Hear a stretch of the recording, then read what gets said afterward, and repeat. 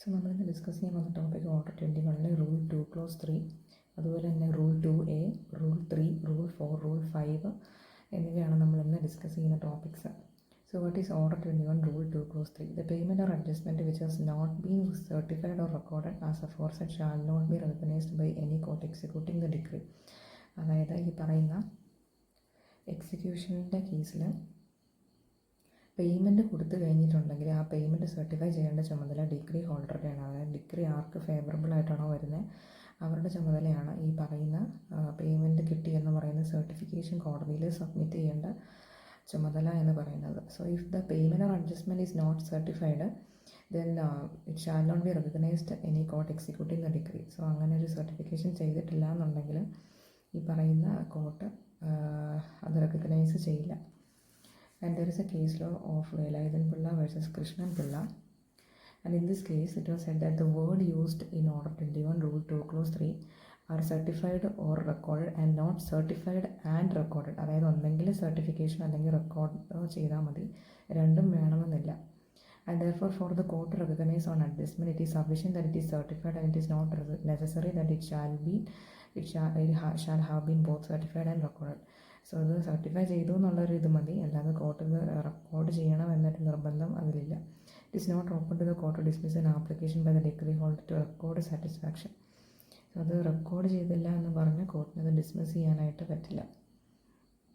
Then there is rule 2A, no payment or adjustment shall be recorded at the instance of the judgment debtor unless the payment is made in the manner provided in the rule 1 or the payment or adjustment is proved by documentary evidence or the payment or adjustment is admitted by or on behalf of the decree holder in his reply to the notice given under sub rule 2 of rule 1 or before the court. So ഈ പറയുന്ന payment record ചെയ്യണം എന്നുണ്ടെങ്കിൽ ഈ പറയുന്ന കാര്യങ്ങൾ follow ചെയ്തിട്ടുണ്ടാവണം. അതായത് payment is made in the manner rule 1 നമ്മൾ കണ്ടുപോലെ ആ പേയ്മെൻറ്റ് കാര്യങ്ങൾ അതേ രീതിയിൽ ചെയ്തിട്ടുണ്ടാവണം. അതുപോലെ തന്നെ ഡോക്യുമെൻ്ററി എവിഡൻസ് ഉണ്ടായിരിക്കണം. And also it should be certified by the decree holder in his reply notice. ഒരു നോട്ടീസ് അയക്കണം എന്ന് നമ്മൾ റൂൾ 1 കണ്ടായിരുന്നു. ഇന്നപോലെ പേയ്മെൻറ്റ് ചെയ്തതിന് ശേഷം ഒരു അക്നോളജ്മെൻറ്റ് വേണമെന്ന് പറഞ്ഞിരുന്നു. അപ്പം അങ്ങനെ ഒരു നോട്ടീസ് അയച്ചതിന് ശേഷം റിപ്ലൈ നോട്ടീസ് വരേണ്ട കാര്യവും ഉണ്ട്. അപ്പം അങ്ങനെ ചെയ്താൽ മാത്രമേ അത് പേയ്മെൻറ്റിനെ റെക്കോർഡ് ചെയ്യപ്പെടുള്ളൂ as per rule 2A of order 21.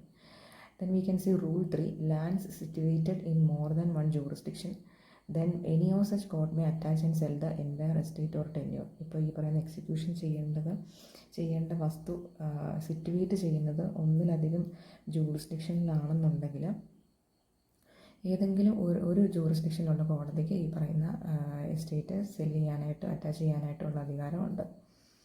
Then there is order 21 rule 4, transfer to court or small causes where decree has been passed in a suit of which the value set forth in the point do not exceed ₹2,000. ഈ പറയുന്ന execution പെറ്റീഷനിൽ ഈ പറയുന്ന degree വെച്ചിട്ടാണല്ലോ നമ്മൾ execution petition ഇടുന്നത്. അപ്പോൾ ആ ഡിഗ്രിയുടെ value if it does not exceed ₹2,000 എന്ന 2000 താഴെയാണെന്നുണ്ടെങ്കിൽ it shall be executed by a small court of small causes.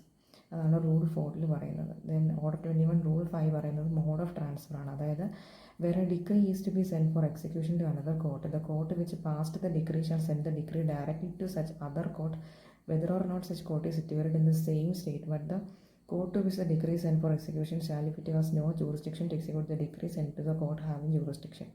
So ഈ പറയുന്ന ഡിഗ്രി ഒരു കോർട്ടിലേക്ക് നമ്മൾ സെൻഡ് ചെയ്യുകയാണെന്നുണ്ടെങ്കിൽ ആ കോർട്ടിന് ജൂറിസ്ഡിക്ഷൻ ഇല്ലയെന്നുണ്ടെങ്കിൽ ജൂറിസ്ഡിക്ഷൻ ഉള്ള കോടതിയിലേക്ക് സെൻഡ് ചെയ്യേണ്ട ഉത്തരവാദിത്തം ആ കോർട്ടിൻ്റെ ഉത്തരവാദിത്തമാണ്.